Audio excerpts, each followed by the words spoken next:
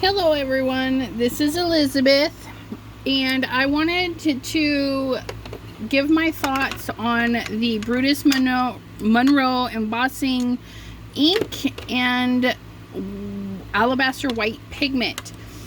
I do have Versamark. It's what I've been using for years. I recently had some troubles with my Versamark, realized it was just way old, dry, yucky, so I got a new one, not realizing they have a re-inker, as does the Brutus Monroe. So both of these do have re-inkers that you can buy. I did do another video where I actually stamped all of these wonderful goodies, but you know, technology and I sometimes disagree. So instead of doing the whole video over, I figured a lot of people know how to emboss, and if I do a video where I use embossing and stuff, I will go into more detail on what I've done. So these are the Versamark examples. Decent coverage, a couple little spots, but it also stamps out that way. This little tree here, depending on what you're using to stamp it, it does have little spots in it, so I'm not too disappointed in that. This one is funny compared to this one, okay? And I did this with the Brutus Monroe one too. This here is when you take your stamp and you go smush, smush, smush, smush, smush, okay? And then you go stamp. It's too much ink, okay? This one is when you go tap, tap, tap, tap, tap. Super light, not heavy-handed. I don't know if it's the weight, because you know your block is a lot heavier than this. It's like night and day with these. So when you're stamping any stamp, doesn't matter what it is, remember, go with the stamp, the ink pad over the stamp. Okay, you want to go this way. You do not want to go this way, because you will get blotchy. Blotchy, not blotchy. Okay, this is the combo we want. Now, this is a very fine stamp. It is a Gemini brand. Which one is this? This is the Poppies. It does come with 2 dies to help cut it out. It's super cute. You can cut it out as a whole. You just tape those 2 pieces together. It is not that easy, but it looks good in the end. And the reason they give you the half a cutter is you can cut, if you stamp it right on the edge of your card and then cut it out, then your card, instead of being flat, will actually have a curved design, which can be really fun. And that stamp in its entirety does look like this. I stamped this a few weeks ago with my old Versamark, and you can see, again, I think I was doing it the wrong way and it got really piled up, and I'd done several of them, so I was really squishing the ink on, because that's when it was all dried up.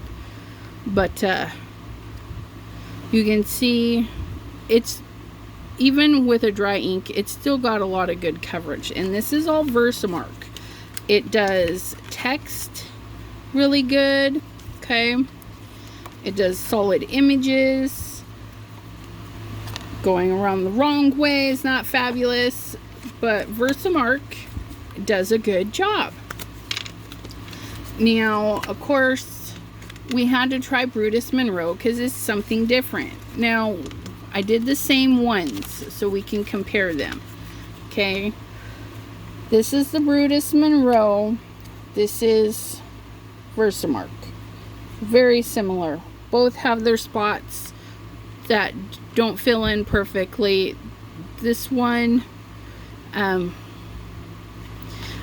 there's more yuck around the outside because dirty fingers, dirty plate, dirty table.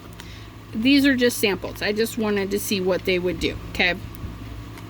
The when I was doing this one, I had some black specks around, and in my other video I was like, you know what, it's not a big deal, don't worry about the specks, you can even add more. And I actually added more little specks.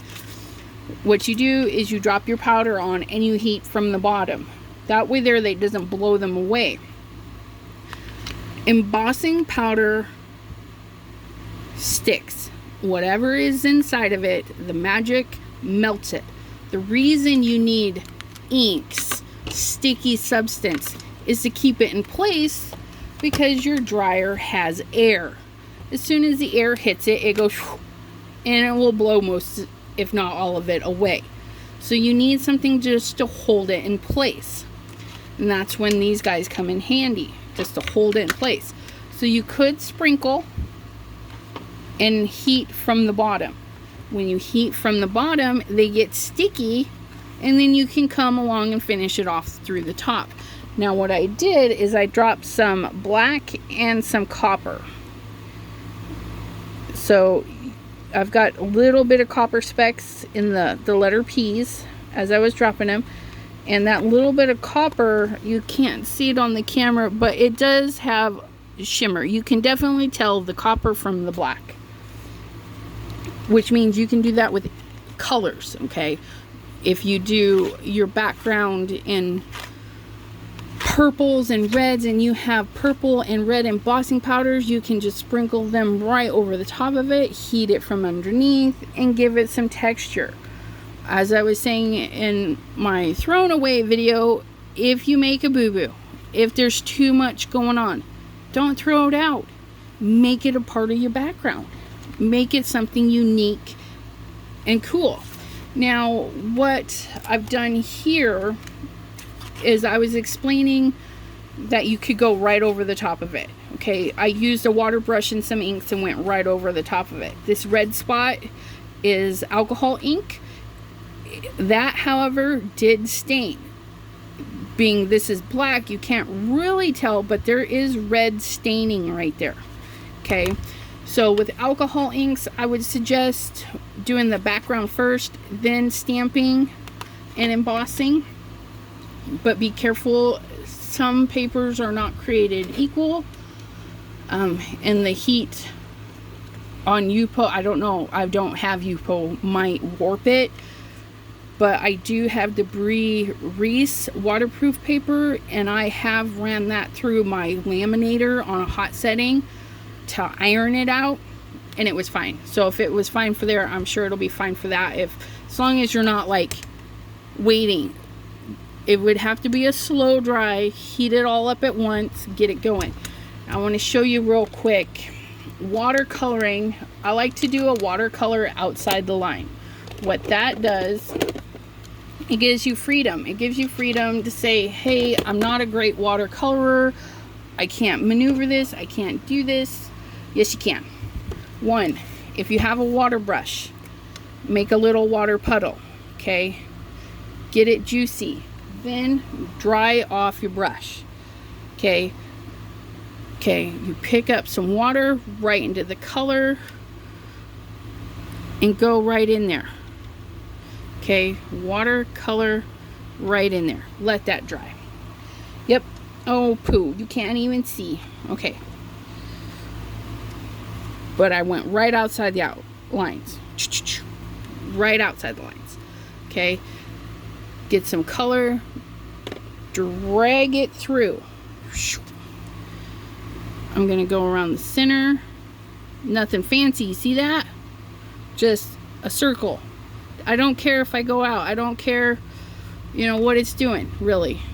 Grab some water, pick up some pink, and I don't want it that dark, so I'm going to pull it down and water it out a little bit more. Okay, dry off my brush because I can feel that it's really watery.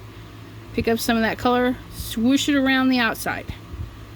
And now I have a two-tone flower. Okay.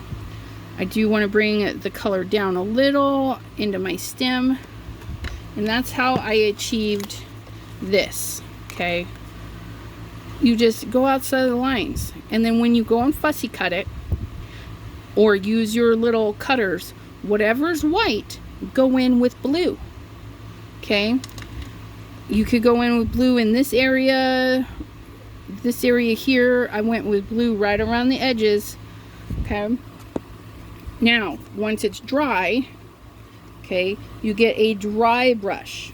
You don't want it runny at all. You want a nice dry brush, and you pick up some color, and then you can go in and do some shadowing with the darker color, because your highlights are going to be your light colors.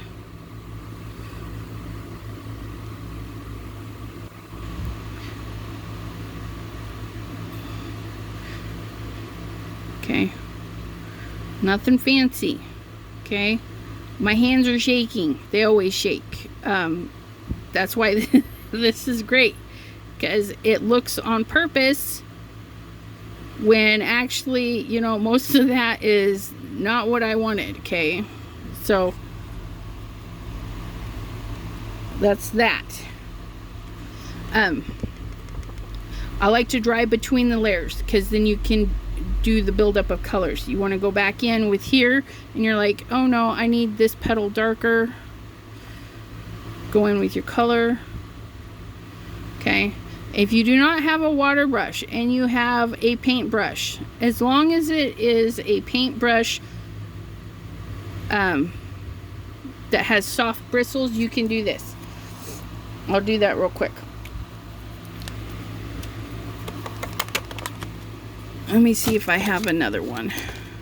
We'll do this icky one, because, you know, it doesn't matter.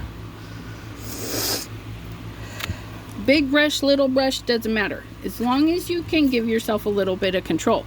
A little bit of squirt of water, okay?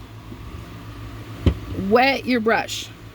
Even if it's a big one, wet the whole thing, okay? Then wipe it off.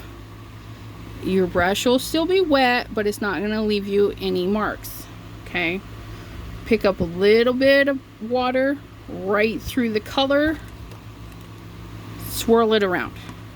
A little bit of water right through the color, swirl it around. Okay, a little bit more water because I want to dilute the red. I want the red thinner on the outside. Okay, and then that's how you would do that. Your brush, you just have to go in and add the water to. Okay,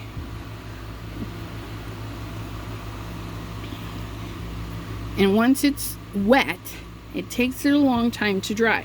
Same with these. You get that water flowing, and then it's not soaking wet every time. It kind of adjust your flow for you, okay?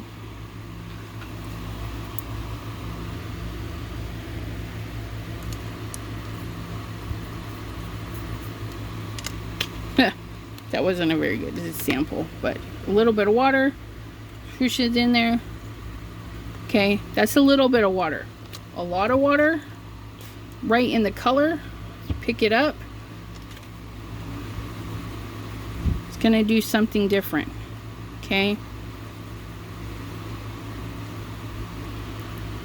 this paintbrush is being difficult. Nothing fancy. Don't have to worry about it. Just don't pack on the water. Okay, let it dry in between. If you're like working an area and it's not working for you, walk away. Let it dry. Go do something else. Okay, so I have a lot of water there. It's not looking great. Gonna go start down here, get some color in over here to do whatever. Okay, that's all wet, that's all wet. I'm gonna go work on the flower up here, and then you maneuver. If it's not doing great, heat it up, dry it up. Okay, but you don't have to stay in the lines. Nobody says you have to. If you don't like how dark it is, see if you can water it out. Get a little bit of extra water on the pen, dry it off a little bit, and then kind of see if it'll smoosh around. Smoosh around, pick it up. If it doesn't, then maybe you go in with some darker sky.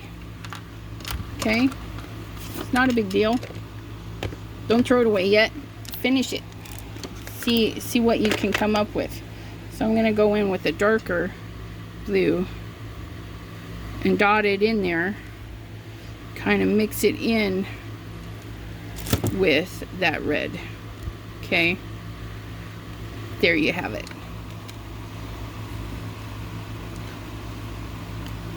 Okay. This type of coloring isn't meant to be perfect. That's the joy of it. You get to just smoosh it all around and colors all over the place. Okay, I went in with the pink super light everywhere. Then I went back through and hit it with some darker color. This pink is that's all one pink right here. This flower is just one pink. I went in super wet, let it dry, then went in with a little less water to hit those. This one I needed some more dark areas, so I went in with a different color to make it pop a little bit more. Okay, and the greens, there's a couple of shades of green in there. At the time I only had 2 shades of green. You layer them up. You do it light, go over it with dark, let it sit, and then you can go back in with some even darker green just by adding less water. So that's what you can do over your embossing. Okay, just color it, watercolor it, anything you like. Both Brutus Monroe and Versamark are equal in that manner. They're pretty much equal to me, in my opinion. They're equal. They do the same stuff. Okay. Now, I did purchase the Alabaster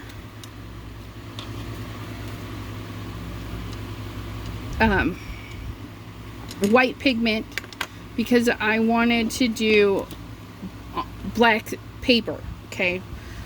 Now, I don't have a white to compare it to. I'm hoping, I was watching a video, I think Nancy's, yeah, it was Nancy Stamps, of course, I watch her the most, but she was talking about something and I mentioned I was getting this, and she's like, Stamping Up's white is really good, that it actually stays white. And as you can see, this one kind of turned a purplish bluish color against the black. Could it be part of the cardstock? Because this cardstock is old. I mean, it's years old. It's nothing fancy out there. Okay. But it did emboss good. I was really pleased with that. This is, you wouldn't believe it, but this is that. This is Banana Taffy. Banana Taffy, even on white, is super light. Okay.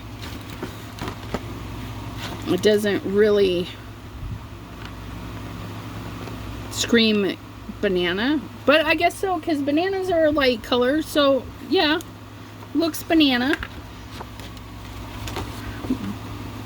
Okay, but compared to the white, come here. Okay, this is Banana Taffy. Banana Taffy. And I'm not sad. I'm not sad at all about this. I really like this creamy color it gives. The Banana Taffy, the pigmenty powder kind of sits there. It doesn't hurt it. You just dust off your card and there's no yellow hanging around where it doesn't belong. This here was a hair in my stamp and I didn't realize it. Gotta love your pets, right? But yeah, this embosses beautifully. I mean, look at the detail in there compared to a good stamping of these. Okay, this is Versamark. The inside, it has some detail, but this I feel has way more detail. The lines are a lot thinner. Okay, now this one here, it's a whole lot of purple, It's beautiful. This is the new wisteria. Wisteria, wisteria, where did you go? Probably still in the box. Yep. Okay, wisteria has a mica in it. Beautiful, beautiful mica. And the reason I left it on here is so you guys can panic. Panic, panic, panic. No, not really. Okay. It wipes off. It doesn't wipe off perfectly because I didn't do the, what's his face? I forgot to do the anti-static. Okay. You do the anti-static and that doesn't stick as much. But it's just the mica is having a happy time. And look at how pretty that purple over the white. Yes, this is wisteria stamped right over that. Isn't that pretty? And you can leave it like this, or you can bust out some micas. Now, I haven't swatched my micas, so I'm not sure what all shows up on black, but we'll do a light color. See about this lemongrass. Okay. Gonna just wipe up this. See that? Simon Hurley inks. Ba-boom! Gone. Love it. Okay. I'm just trying to get it loosened up because I got these a little while ago. I haven't swatched them out yet. Nancy Stamps has a video about swatching them out if you want to see. That was way too much, but I don't care because there's a ton in there. And we'll just do this whole flower. Alright, so get a little puddle of water, mix it into that mica. Ooh, pretty mica. Look at that. Get it nice and mixed in there. Get that little piece of black powder out of there. Okay.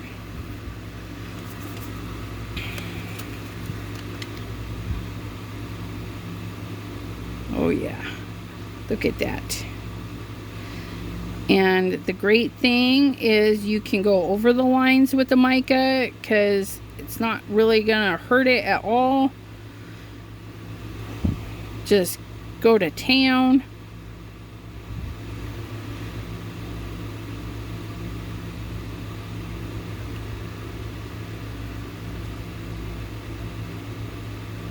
Check that out.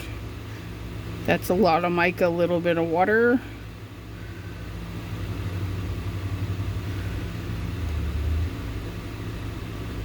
Ooh, it's so pretty. I don't know if yellow goes with this purple, but you know what I mean. Find some micas to color in there. Ooh. And of course, this black paper. What do you have in your stash that is supposed to be good on black paper? Jelly roll pens. Yep, you can go in there and color those with your jellies and have it beautiful. Now, I'm just going to tap that to make sure I don't have any colors on the, but you can see it's staying pretty good. Okay. Oh, it comes off a little bit. I mean, if you're too worried about it, you can spray it. I would recommend making sure this is dry. Leave it overnight or use your little gun. Do a bunch of stuff. Let it set up. When you spray it, you can use hairspray would probably work on mica. I mean, it works on pastels. I personally use the brand does not matter, okay? What you're looking for is crystal clear lacquer. Okay, this one is a satin. You can get matte, you can get gloss, you can get whatever. I like the satin. Yes, you do want a well-ventilated area. Yes. You do not want to be doing this in your craft room, you know, without the windows and doors and whatnot going. Technically, I would be doing this outside, but I want to demonstrate a little bit.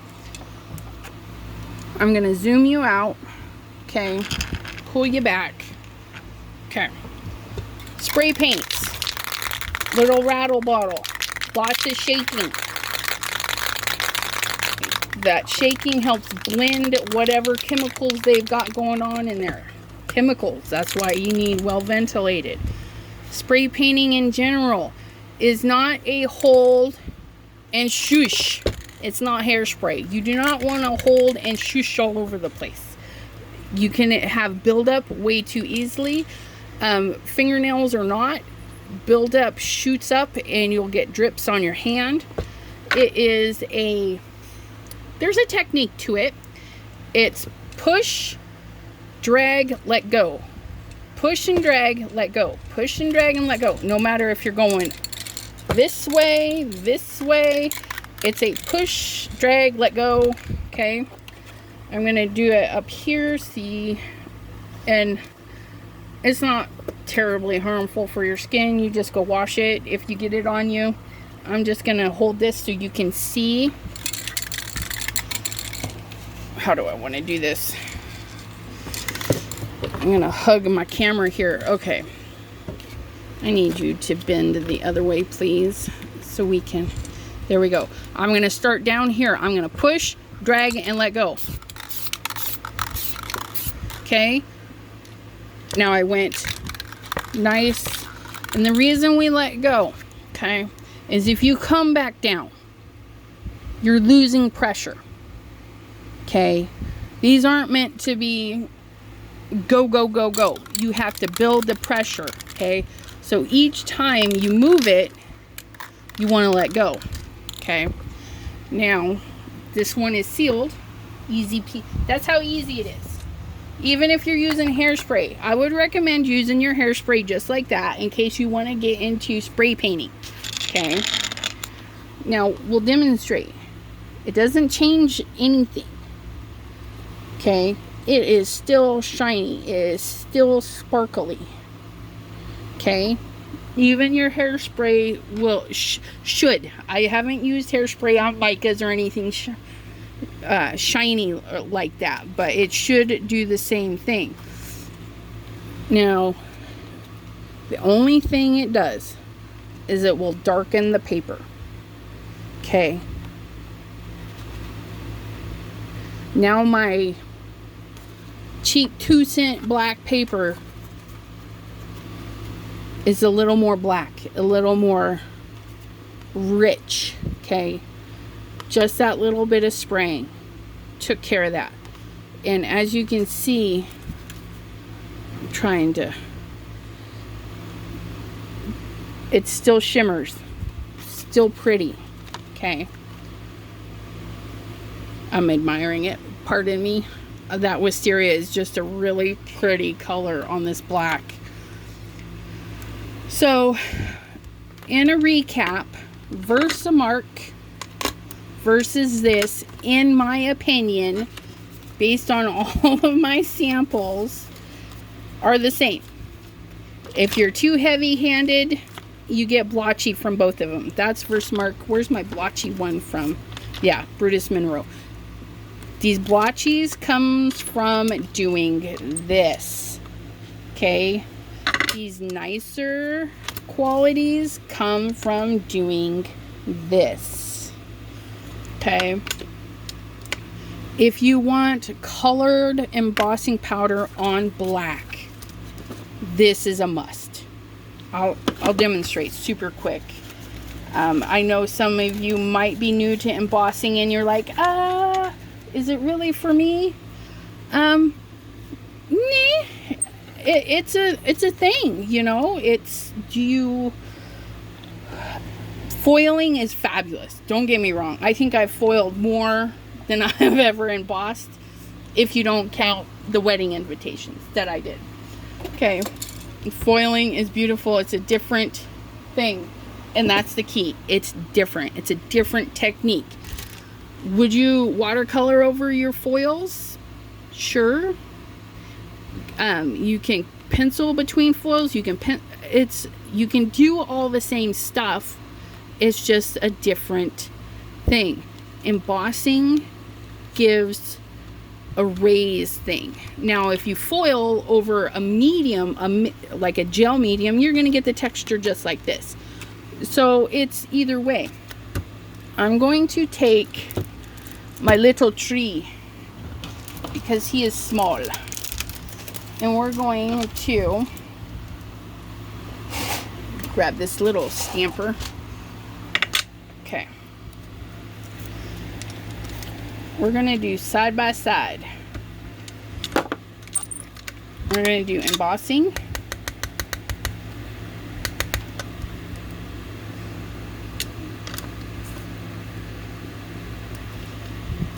Now, I'm not going to clean it. This is clear embossing. It's not going to hurt the white whatsoever.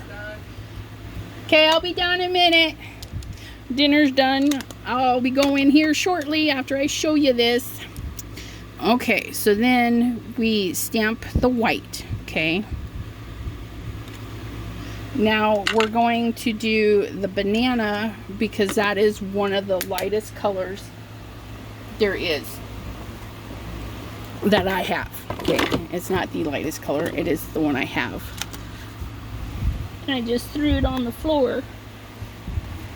Bear with me. It's black, I can't see. I don't have my regular lights on, so okay, I'm gonna put you on pause just a second. Okay, so that was wonderful. When it fell face down, of course. And so this pigment, all pigments are like this.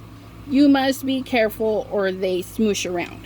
But for an example, guess who's not really caring right now? Okay, so we're gonna take our lemon. Banana.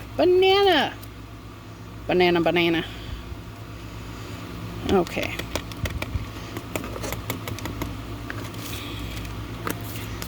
Alrighty. Okay, I'm going to pause you while I heat this. Alrighty. This is why you need a white background. Both are banana yellowy colors. Both are not equal on black paper when it comes to the foundation, the binder that holds them in place. Okay. Definitely need a white or even an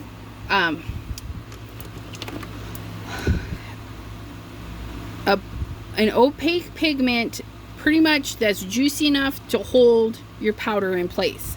Now remember though, if you're using purple and you throw that banana over it, some of that purple is going to show through. So that'll be a fun thing to play around with if you have a lot of these. I do not. I have these.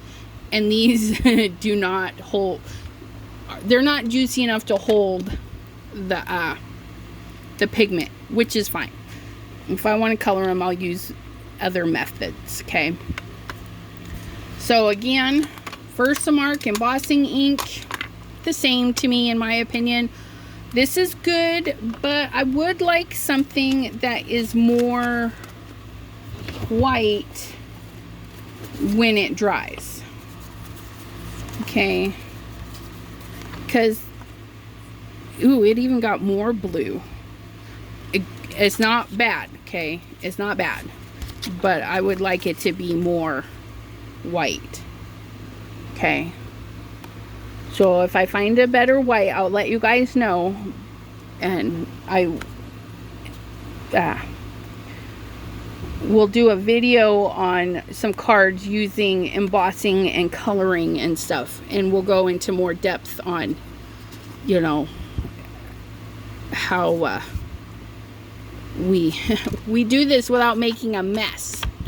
Okay, I hope you enjoyed. Thanks for hanging out with me, and I hope you find something wonderful to craft today. Have a good one, peeps. Bye-bye.